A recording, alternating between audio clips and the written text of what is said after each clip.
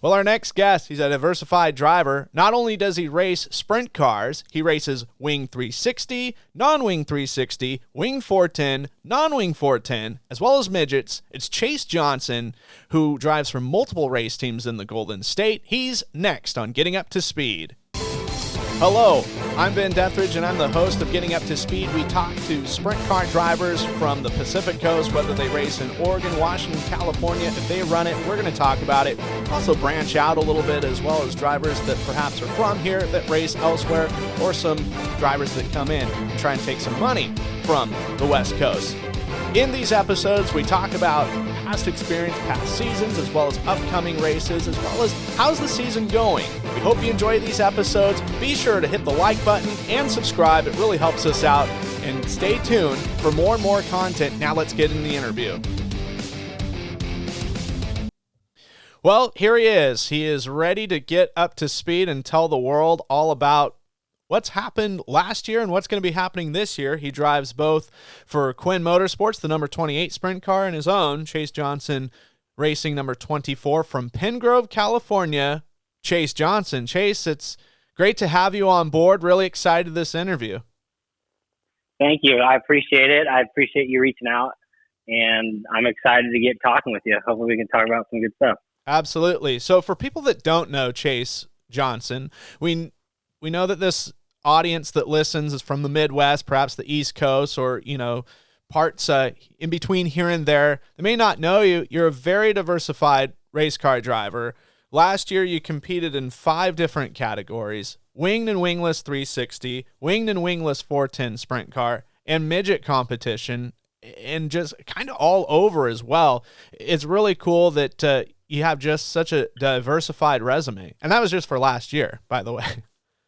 Yeah, I take great pride on being a race car driver. I'm not a wing sprint car driver. I'm not a non-wing sprint car driver. I'm not even a sprint car driver. I'm a race car driver, and I love to race cars, and I take great pride on being able to be good and be able to run up front in all those different types of cars. It's something that's taken a long time for me to get to the point where I can run up front in each one of those cars, but it's something that I really do enjoy. I love all aspects of racing. I even dabbled in some road racing stuff this last year too, and I love racing. So I could race just about anything and everything, and I'd be having a blast. So I just enjoy it a lot. That's totally awesome. Last year, I had you down for 62 total starts among those 5 divisions, 43 top 10s, 22 top 5s, 16 podiums, and 6 main event victories, 2 in USAC West Coast action, which was the non-wing stuff, 1 at Ventura Raceway and the other at Kern County Raceway Park in Bakersfield, and 3 360 wins, 2 at Ocean Speedway in Watsonville, and 1 at Thunderbolt Raceway in Tulare with the Kings of Thunder, and 1 midget victory at Ventura with the USAC Western States Series. All pretty tough places to win at. Yeah, I've been blessed with the opportunities that I've had.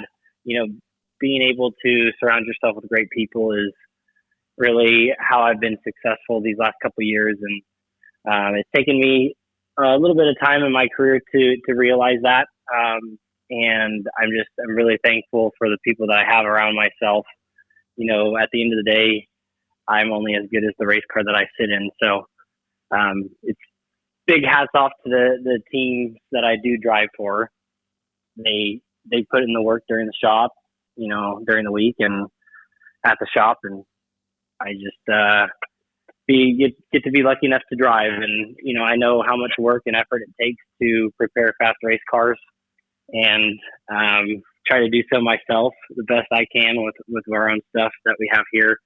But it was a lot of fun last year. I got to travel to a lot of great places, got to race across the country, spend a little bit more time here in California than I have in the years past, which was great, and got to do, I feel like, a lot more wing racing than I have the last couple of years. So that was also great to do last year. Yeah, overall, just doing some quick math here, 41 starts, 28 top 10s, 12 top 5s, 8 podiums, and 3 wins when you combine all the wing stuff together. 410 wing, you didn't have a win, but you did have a podium with the NARC Fujitsu General Series at Petaluma Speedway, which that's got to feel great. That's like a home game for you guys. For folks that don't know, Pin Grove, California is right in Sonoma County where Petaluma Speedway is located. Yeah, right about a couple miles down the freeway. So Yeah. Hop on 101, you head south, and you go down one exit from our race shop, and you're there at Petaluma Speedway. So going to Petaluma is always great. The fans are excellent. Close for friends and family and sponsors, and so it's always a good time, especially when you run up front. But yeah, we would have loved to get a win last year with the 24 car, but it was a big learning year. It was the first year that I've ever rolled out a 410, out of my shop on a consistent basis. So that was a big learning curve, and just, everything from the difference between motors, and we had a different shock package. We had a brand new chassis. We had a whole bunch of stuff not really going in the right way to help us be successful right off the bat. But I certainly am really looking forward to this coming year with my own stuff.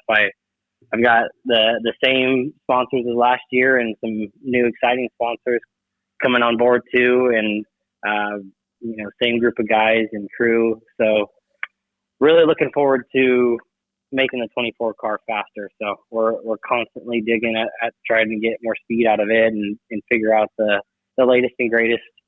So yeah, looking forward to that, and we'll be back at Petaluma, I think, for all of the NARC races, and I think we'll be there for all the SCCT races too with the Quinn Motorsports 28. So yeah, it's nice to be back at home. Not really too sure the future of the racetracks around us with Calistoga and Petaluma, which is a little bit frustrating and difficult, but I guess we just gotta be thankful why we are racing and where we are racing.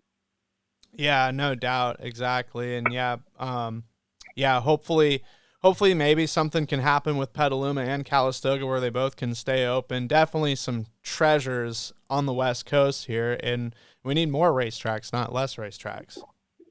Totally. Yeah, it's frustrating because they are so close. Everything else is, it's 3 hours to Placerville, and 3 to 4 hours to Chico, about 4 hours to Tulare, 4 hours to Hanford, 5 hours to Bakersfield. So there's not too many other stuff too close to us, which doesn't make the driving and traveling aspect easy. But yeah, certainly wish that we can, the communities around us can kind of support and put their hand and kind of just be a supporter and welcome for Petaluma and Calistoga. Yeah, and Ocean Speedway, it's Monterey Bay, but they call it kind of sort of South Bay area. It's not easy to get to, especially when they run on Friday nights and you got to go through the city, whether you go on the east side through Oakland or the west side through San Francisco, and then you got San Jose, and there's always congestion. There's always bumper to bumper traffic. Yeah. I need a helicopter. That's for sure. Yeah. A helicopter or a plane, one of the two. That would sure make my life a whole lot easier. So, but yeah, Watsonville is always great to go on Friday nights, minus the traffic getting there. But there's even traffic coming home in the middle of the night. Yeah. Rolling through Oakland about 1 a.m, there's still traffic somehow. But yeah, as long as there's not bullet traffic going on in Oakland. So. Yeah, but I really enjoy Ocean Speedway. That is a really cool track, one of my favorites, and I really love the local Friday night scene they have there. It's really great.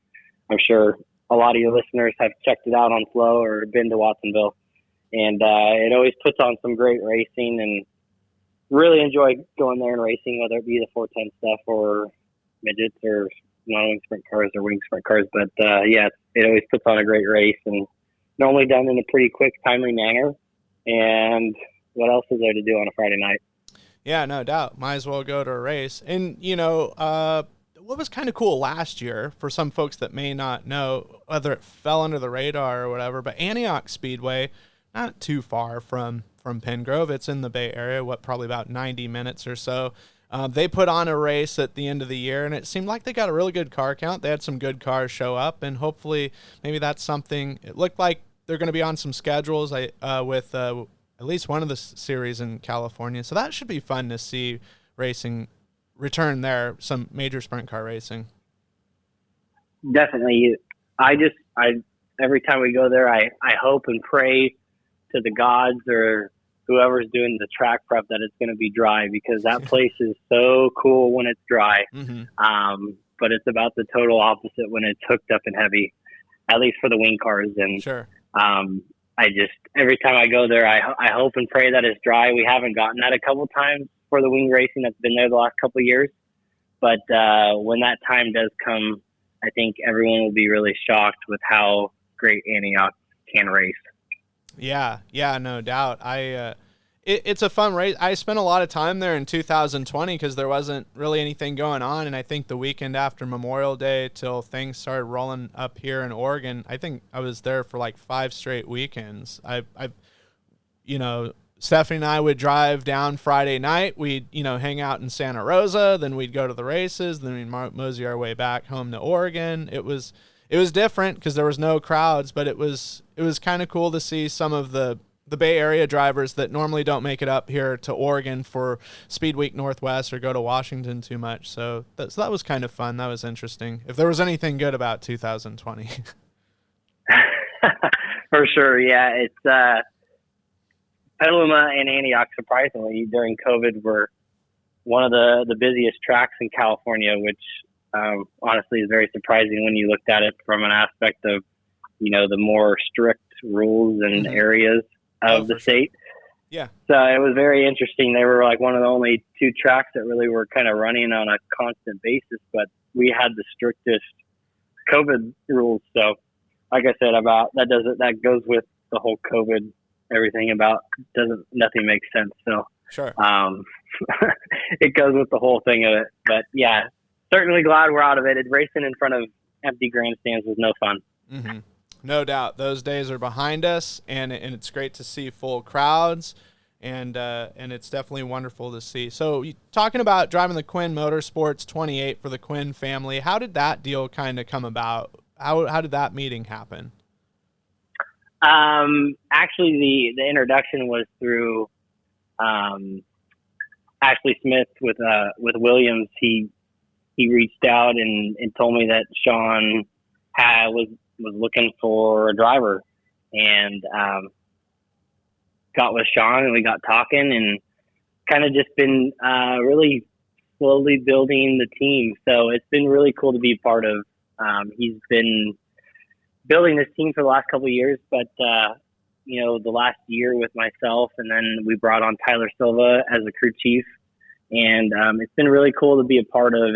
It's been a very big learning curve for Sean and Tyler both, Tyler's being in the new position of a crew chief and basically does everything there at the shop. He's there full time, and he's taken that role on excellently. I've worked with him in the past for many, many years and seasons on different race cars and race teams, and really proud of how he's attacked that, full on and take on that big responsibility. And like I said, it's just been really cool to be a part of it with Sean Quinn. He loves racing so much, just as much as I do. And, we have so much fun when we're together. It's so much fun racing with them. It's basically just racing with a bunch of buddies and good friends. And it makes everything a lot easier and a lot of fun, and everything clicks. But yeah, like I said, it's really cool to look back at where they were when I first walked through the door, and how we've all, kind of really built this all up together. So it's been really cool to be a part of. And like I said, just really proud of Sean and Tyler for what they've built. Them being down in Fresno, I don't really see them often besides when we race. So as much as I can help on the phone, I do, but not nearly as much as I would like to in person, just because of the distance I'm away. But like I said, it's really cool to see it now, even just a year out from where we started. And I'm really excited to keep the future going with them. And we've got great partners. And like I said, we've got great people on our team. and great individuals that make it a lot of fun. Yeah, and that makes a huge difference. If you're not having fun, then why are you doing it sometimes? That's right. Yeah, there's plenty of fun that goes on. Plenty of shenanigans, plenty of fun.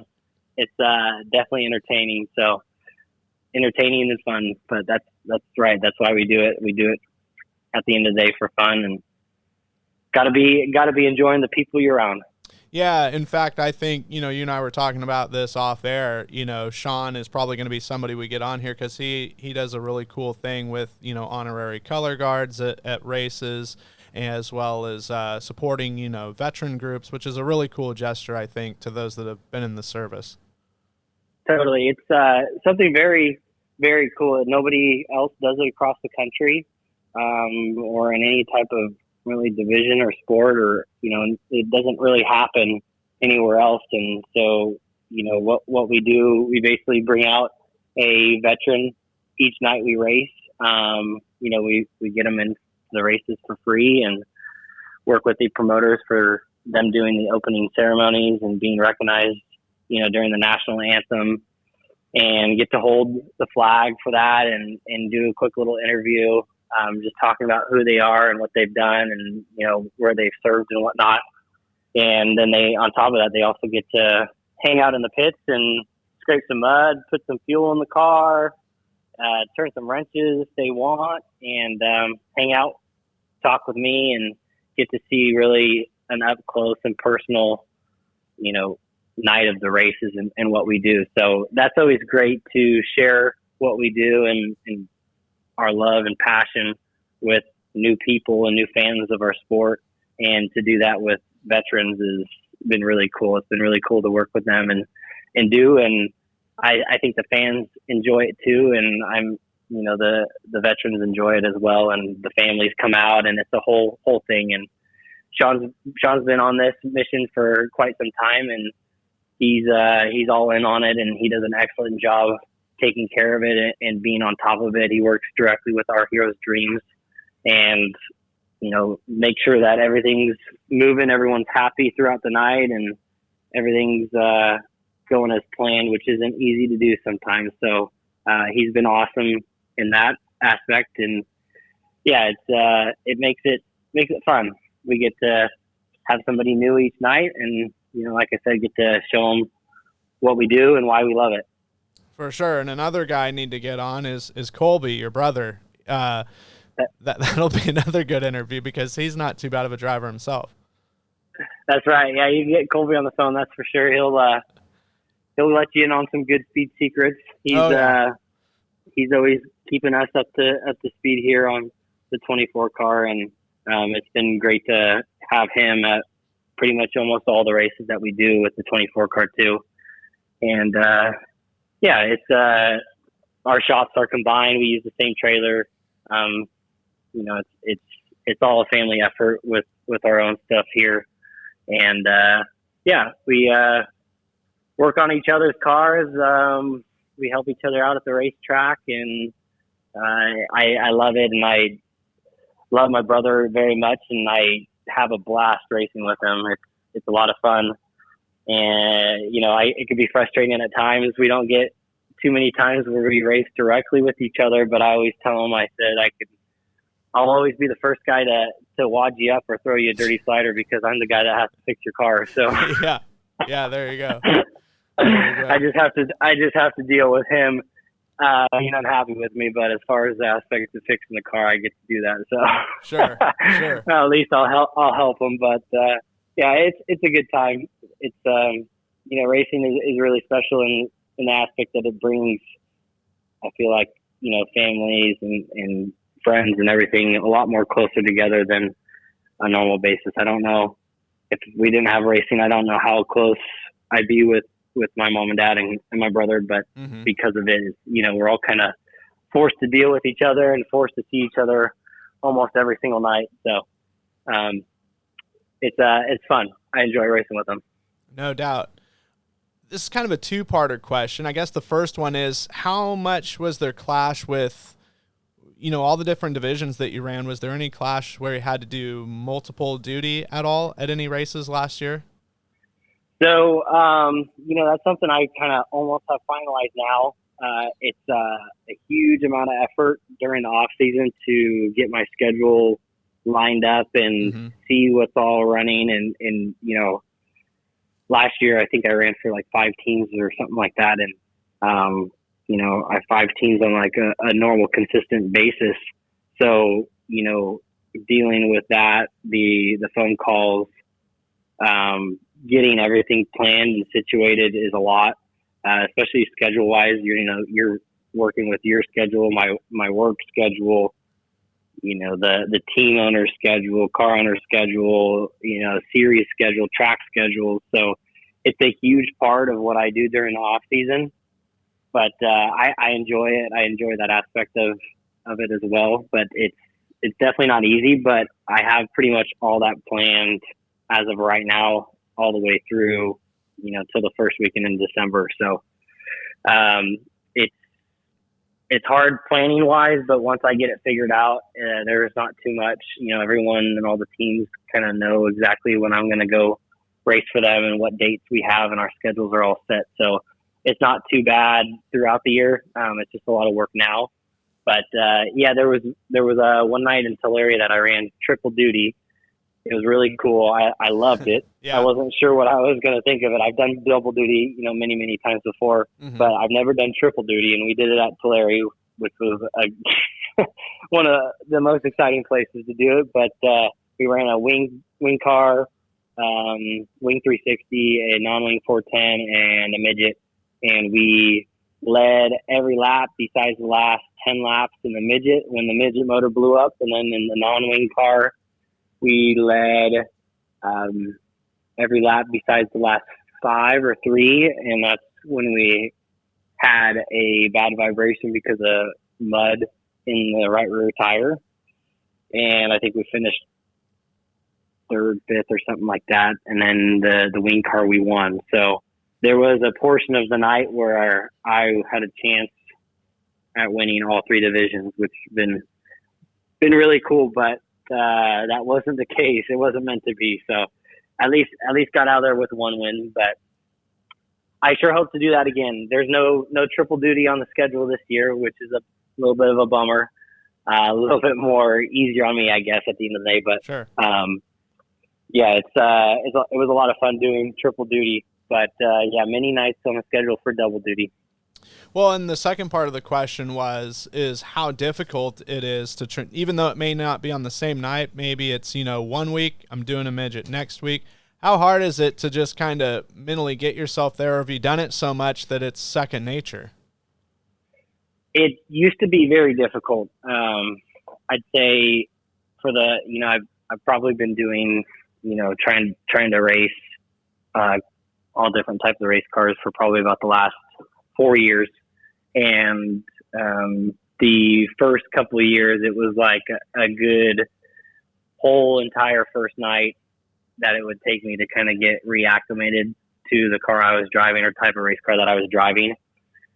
I'd run the first night, and then if it was a double header night, the second night, I'd be like, all right, I'm ready to go. And I'd be fine. I'd be quick. But the first night, it would just take me a while to get up to speed. And then that transition slowly turned into half a night. It took me to get up to speed. And then it was hot laps. It took me to get up to speed. And now I feel pretty comfortable and confident that I can, like the night where we did do triple duty with so many different types of variation of car with the midget, the non-wing, and the wing sprint car, that I can hop in it without a lot of hesitation or really just feel like I'm behind or, rusty, I guess. But no, it's something that definitely time and just doing it so often and so much has helped me and been able for me to be able to get in the different types of cars and then just be quick right off the bat rather than having a little bit of a learning or reacclimated time. Sure. And a really cool story off air we were talking about is how small the world is, right? And you kind of hit on it, like without racing, you wouldn't be close to certain people. And without racing, I would have never met my wife, Stephanie. And you shared me with, it's not the first time, but like, your your mother-in-law knew Stephanie. Yep. And just through working at the hospital. Yep. Correct. Yeah. So for folks that don't know, Stephanie Dethridge was my wife. She passed away in September of 2011 or 2021 after giving birth to Grant, our son, and she is from Santa Rosa, from Chase's neck of the woods, and so there was a connection there. And you were telling me like you put two and two together, and then finally figured it all out. Yeah, it was one night. My wife, or she was my fiance at the time, was telling me about what her mom was sharing with her, and at that same time, I was keeping up to date with you and the Facebook posts, and basically put two and two together, and just very small world, very small world. So yeah, it's life is difficult and definitely not easy, and we prayed for you a lot during that time, and for you and your family, and we hope for the best for you guys. Well, I appreciate it, and I appreciate all of those prayers and kind thoughts from everybody, really, because it's not easy, but it's as in racing, there's always pressure involved. You fold under pressure, you get squeamish under pressure, or you rise under pressure. So Yep. Yeah. So, but for as far as when your schedule comes out, or if it's already out, or any team news or anything, what's the best avenue for folks to look that information up, or maybe you have some apparel for sale for people that are interested in those sort of things? For sure. The best way to keep up to date on all that type of stuff is probably through Facebook and Twitter. Okay. Our Chase Johnson Racing page. You can find that on Twitter or Facebook. That's probably the best way, most up to date, recent stuff. We do a great job with keeping everything updated on the website. You can go there to get apparel and merchandise and all the good, fancy, fun stuff on the website. And we don't have any schedules out as of right now. Still working to finish all those up. Like I said, it's very difficult. Just a lot of time and a lot of looking at a lot of different websites and a lot of phone calls goes into making the schedule. But it's almost complete, so hopefully we'll have that on the website fairly soon, and hopefully we'll have some team news and a couple little fun new stuff for everyone to see on social media and the website too about this upcoming season. It's going to be a good season. I'm going to run more races than I did last year. And, I got a new team that I'll be driving for some midget stuff, and, a little bit more traveling, and, a little bit more 410 racing too. So, I'm excited for it. I'm excited to be back with Quinn Motorsports. I'm excited to be back with May Motorsports, and, excited to get things going too with my own 24 car, with all the great partners that we have on board and help us out and make things possible for me to roll out race cars out of my own shop. And it's a lot of fun stuff coming this year, and our season's already been underway. We started last week in Cocopah and Yuma, Arizona with Jimmy May and Josh Ford Motorsports with USAC CRA. So had Chili Bowl, and I think I'll run an outlaw kart here pretty soon. Nice. And before you know it, it'll be the end of February, beginning of March, and we'll be full-time racing. So it'll be here before we know it. Run an outlaw car at Red Bluff or Lakeport? Red Bluff, yep. That's the plan. Well, I think February, I'll be there. So February 18th. So yeah, that's my next race date. So there we go. You better put it in the show.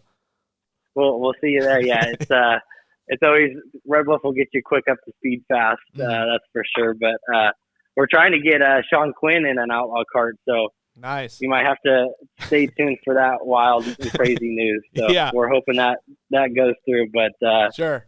Yeah, it'll be a good time. Yeah, I'm excited for the season. Absolutely. Folks that you want to thank, I know that you mentioned it constantly, but any specific sponsors or specific people that you might have forgot about or just want to make mention again? Yeah, a a big shout out, thank you goes to all the teams and car owners that I do drive for. Like I said, at the end of the day, I'm only as fast as the car that I'm sitting in, and I take my job as a driver very, very seriously. And I know what I'm there to do, and I make sure that I give it 110% all the time, and just a big thank you and shout out to all the great teams that I do drive for throughout the year. And like I said, the sponsors that do help those teams, and the sponsors that help my own team as well, with the Price Family dealerships, the Toyota Marin, Walnut Creek, and Sunnyvale. They've been a huge supporter, in King Concrete, and we have a couple new sponsors that'll be coming on board too on my own car, and a lot of really good people that have helped me out with my own car and getting things going and really being helpful there. And yeah, like I said, with Quinn Motorsports and Josh Ford Motorsports and May Motorsports, and all the teams and stuff that I do drive for throughout the year, it's really cool to have those great relationships with all those teams. And looking forward to continuing to build with all those teams and all the sponsors and all the fans too. So we certainly enjoy what we do, and we hope everyone else enjoys what we do. Awesome. Well, looking forward to it, and we wish you the best of luck, and we really appreciate you coming on and doing this interview with us, Chase. Thanks, man. I'm going to get back to working on some race cars. All right, sounds good. That's Chase Johnson, and we'll be talking soon. If you start having some success, or we may check in on making sure you still got a pulse if you haven't went too wild and crazy throughout the year. Well, hopefully that is the case. Hopefully we got lots of wins, and hopefully I got plenty of a pulse, and sure. Hopefully I'm not too crazy. I know I'm already crazy as is, but hopefully I don't get any more crazy. All right, sounds good. All right, thank you. Hey guys, thanks for listening to this latest episode of Getting Up to Speed with me, Ben Dethridge. We hope you enjoyed this program. We hope also that you hit the subscribe button and the like button, as that really helps things out, spreads things out. Be sure and share as well on social media so that more people can listen to these great interviews and from these great drivers. Getting Up to Speed is a production of Highside Racing Promotions. For more information, you can check it all out on Facebook at Highside Promotions.